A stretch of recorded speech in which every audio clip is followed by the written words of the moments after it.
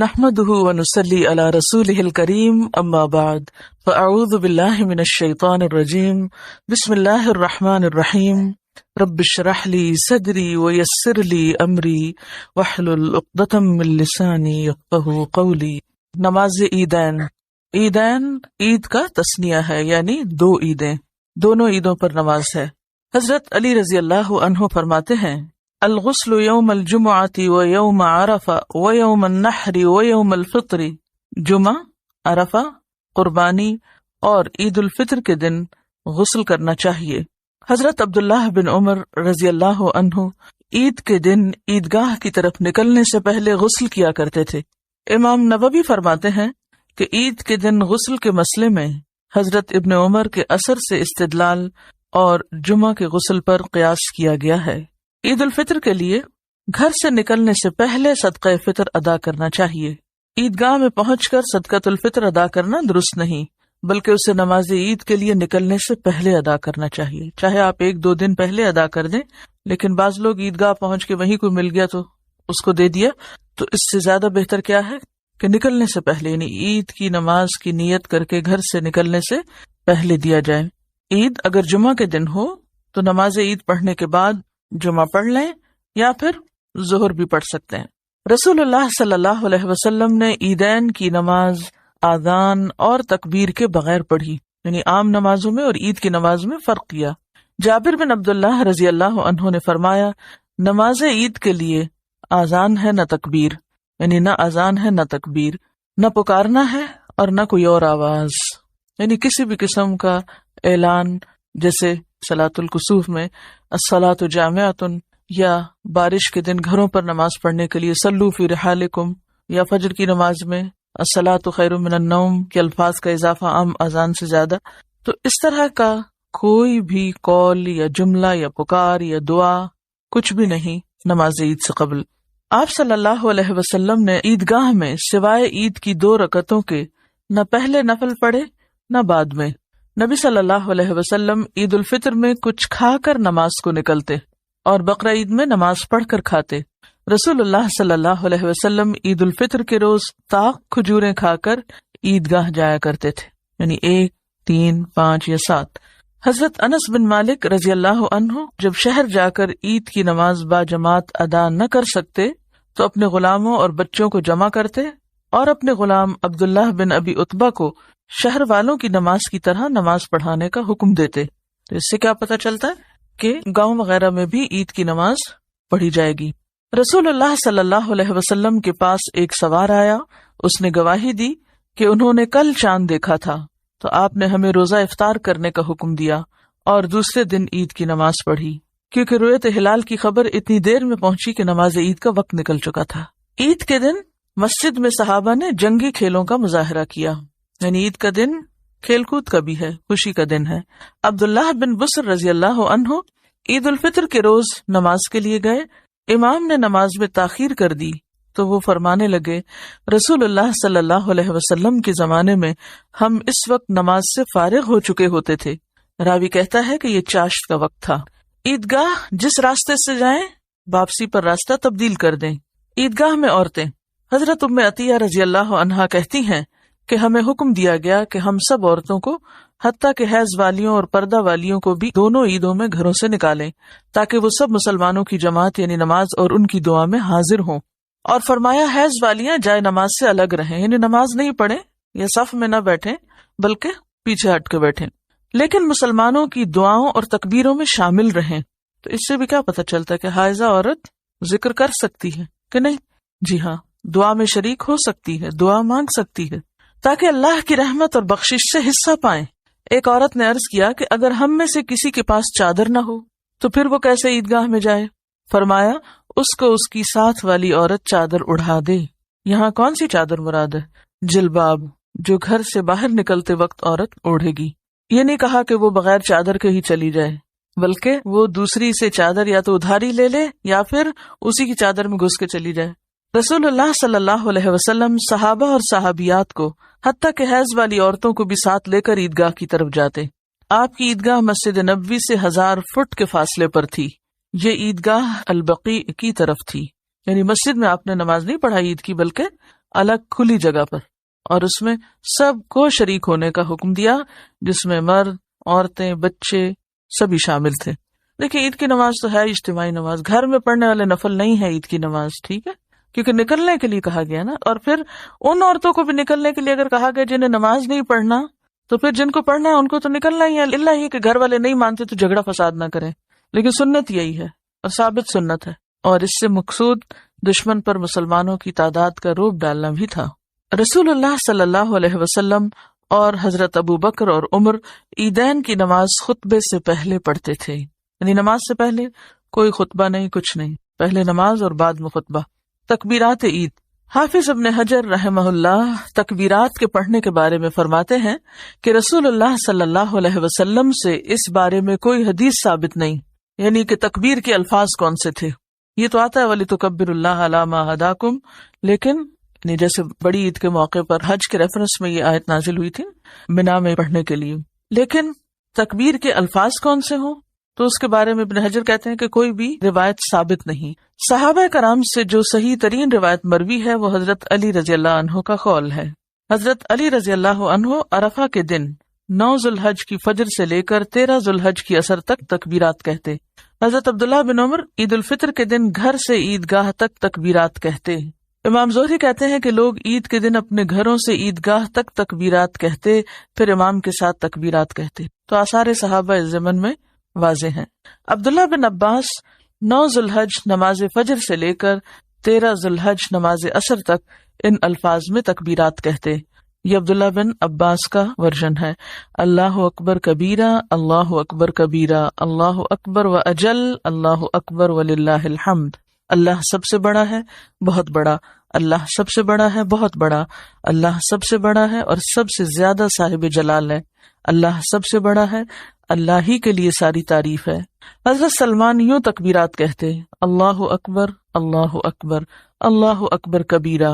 اسی طرح ابن ابی شیبہ کی ایک روایت میں حضرت عمر اور حضرت ابن مسعود سے یہ الفاظ بھی ہیں، یہاں ابن عباس کے الفاظ ہیں اور حضرت سلمان کے، لیکن ایک اور روایت میں حضرت عمر اور حضرت ابن مسعود سے یہ الفاظ بھی ہیں، اللہ اکبر، اللہ اکبر، لا الہ الا اللہ واللہ اکبر، اللہ اکبر وللہ الحمد۔ یہ کس کی روایت ہے؟ حضرت عمر اور ابن مسعود کی، اور یہ نیل الاوطار اور ابن ابی شیبہ اور طبرانی وغیرہ میں آئی ہے۔ دارقطنی کی جو روایت ہے جس میں رسول اللہ صلی اللہ علیہ وسلم سے تکبیر منسوب کی گئی ہے، وہ روایت صحیح نہیں، جس کے بارے میں انہوں نے لکھا ہے کہ رسول اللہ صلی اللہ علیہ وسلم سے الفاظ تکبیر کی صراحت دارقطنی میں یوں آئی ہے، اللہ اکبر، اللہ اکبر، لا الہ الا اللہ واللہ اکبر، اللہ اکبر وللہ الحمد۔ اس حدیث کو امام ذہبی نے سخت ضعیف بلکہ موضوع کہا ہے، ٹھیک ہے۔ تو اس کا معنی کیا ہے کہ یہ آپ صلی اللہ علیہ وسلم کے الفاظ نہیں ہیں، لہذا کوئی یہ سمجھ کے نہ پڑے کہ یہ تکبیرات آپ نے پڑھی ہیں، بلکہ تکبیرات کے یہ جتنے بھی الفاظ ہیں یہ صحابہ کرام سے منسوب ہیں۔ اب 3 طرح کی تکبیرات ہمارے سامنے ہیں، ایک جو عبداللہ بن عباس کی ہیں، ٹھیک ہے، دوسری حضرت سلمان کی، سلمان فارسی یعنی، تیسری حضرت عمر اور ابن مسعود۔ تو یہ جو آخری تکبیر ہے یہ بیسیکلی حضرت عمر اور حضرت ابن مسعود کی ہے۔ جس روایت میں یہ بات آئی ہے کہ یہ رسول اللہ صلی اللہ علیہ وسلم نے فرمائی، وہ روایت سخت ضعیف ہے، یعنی یہ آپ سے منسوب نہیں کی جا سکتی۔ اب آپ کے ذہن میں سوال یہ پیدا ہوگا، کیا پھر ہم تکبیر پڑھیں یا نہ پڑھیں؟ کیا کہتے ہیں آپ؟ کیوں؟ آثار صحابہ سے ثابت ہے، یعنی صحابہ کرام کا طرز عمل موجود ہے۔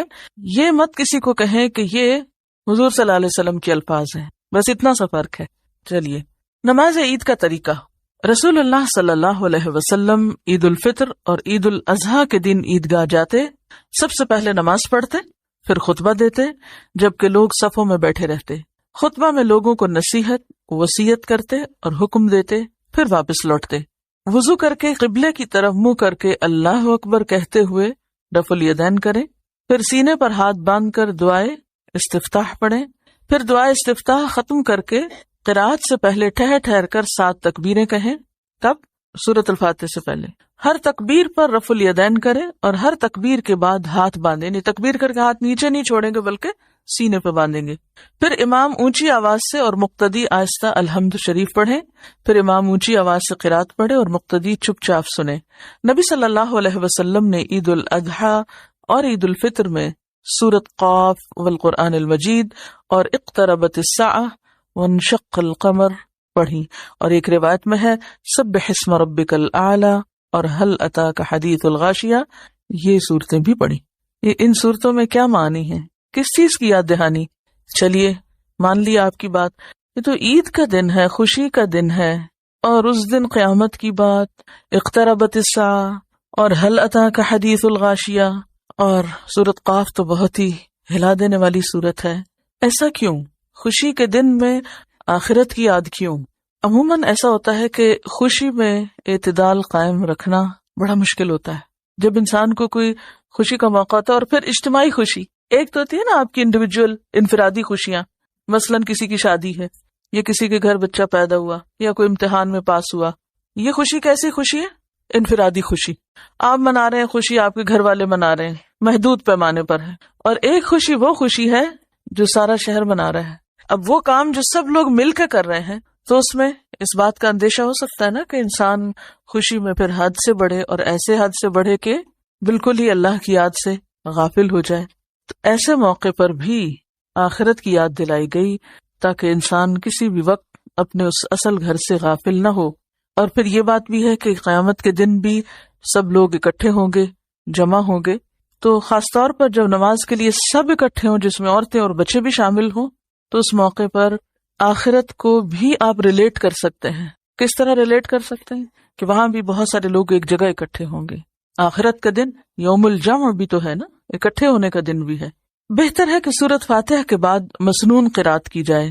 جب پہلی رکعت پڑھ کر آپ دوسری رکعت کے لیے کھڑے ہوں اور قیام کی تکبیر کہہ چکے، تو قرات شروع کرنے سے پہلے 5 تکبیریں کہیں۔ دوسری رکعت میں قیام کی تکبیر کہہ چکے تو قرات شروع کرنے سے پہلے 5 تکبیریں کہیں۔ پہلی رکعت میں تکبیریں کب ہوں گی؟ دعائے استفتاح کے بعد، اور دوسری رکعت میں ابتدا میں۔ ان تکبیروں میں بھی رفع الیدین کریں، اور ہر تکبیر کے بعد ہاتھ باندھیں۔ امام بہقی رحمہ اللہ نے نماز عیدین کی زائد تکبیرات میں رفع الیدین کرنے پر جس حدیث سے استدلال کیا ہے، اس میں حضرت عبداللہ بن عمر فرماتے ہیں کہ رسول اللہ صلی اللہ علیہ وسلم ہر اس تکبیر میں ہاتھ اٹھاتے جو رکوع میں جانے سے پہلے کہتے، یہاں تک کہ آپ کی نماز مکمل ہو جاتی۔ آپ دیکھیے کہ تکبیروں کے ساتھ ہاتھ اٹھانا ہے نا۔ تکبیریں تو آپ سجدے کے اندر جاتے اور اٹھتے ہوئے بھی پڑھتے ہیں، تو پھر وہاں کیوں نہیں ہاتھ اٹھاتے؟ تو اس سے کیا پتہ چلتا ہے کہ نماز عید میں بھی جو ہاتھ اٹھاتے ہیں، یا عام بھی نماز میں جو رفع الیدین کرتے ہیں، یہ تمام رفع الیدین رکوع سے اٹھنے تک ہے۔ جب آپ سجدے میں چلے جائیں تو سجدے میں جاتے اور اٹھتے وقت رفع الیدین نہیں ہوگا۔ پھر 2 رکعتیں پڑھ کر سلام پھیر دیں۔ رسول اللہ صلی اللہ علیہ وسلم حضرت ابو بکر اور عمر اور عثمان رضی اللہ عنہم پہلے نماز پڑھتے، پھر خطبہ دیتے۔ عیدین کا خطبہ ممبر پر نہ پڑھیں، یعنی جیسے جمعے کا خطبہ امام اوپر اٹھ کے سیڑھی پر اوپر جا کے پڑھتا ہے، تو عیدین کا اس طرح نہیں۔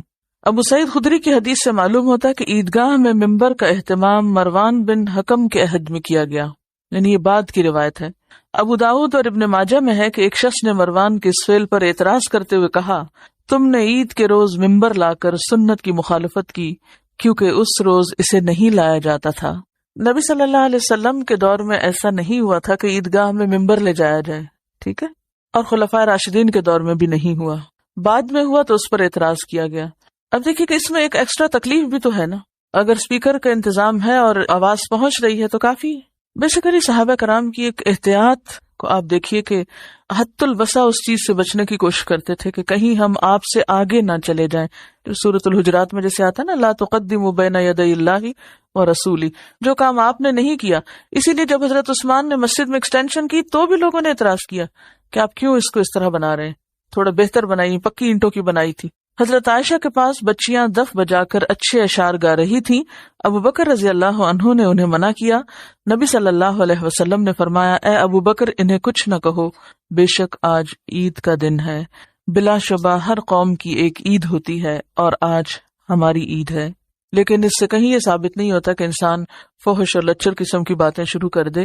اس حدیث سے استدلال کرتے ہوئے کسی کی شادی کا موقع تھا تو اس میں بچیاں شعر پڑھ رہی تھی اور آپ صلی اللہ علیہ وسلم وہاں تشریف لائے، تو آپ نے ان کو منع نہیں کیا، لیکن جب ایک خاص شعر پر پہنچی جس میں فخر اور غرور کی کچھ بات تھی تو آپ نے فرمایا کہ یہ نہ کہو بلکہ وہی پڑھو جو پہلے پڑھ رہی تھی۔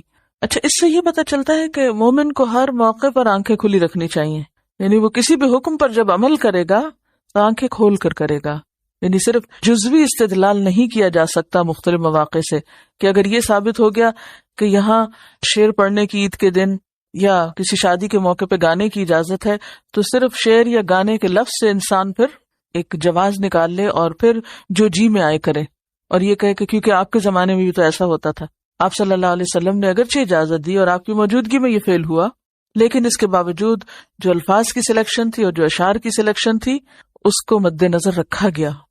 ڈاکٹر فرحت ہاشمی صاحبہ کے مستند بیانات سننے کے لیے ہمارے چینل قرآنک پلس کو سبسکرائب کریں۔ یہاں قرآن و حدیث کی روشنی میں حقیقی رہنمائی اور روحانی ترقی کے خزانے ملیں گے۔ ابھی جڑیں اور دین کو گہرائی سے سمجھیں۔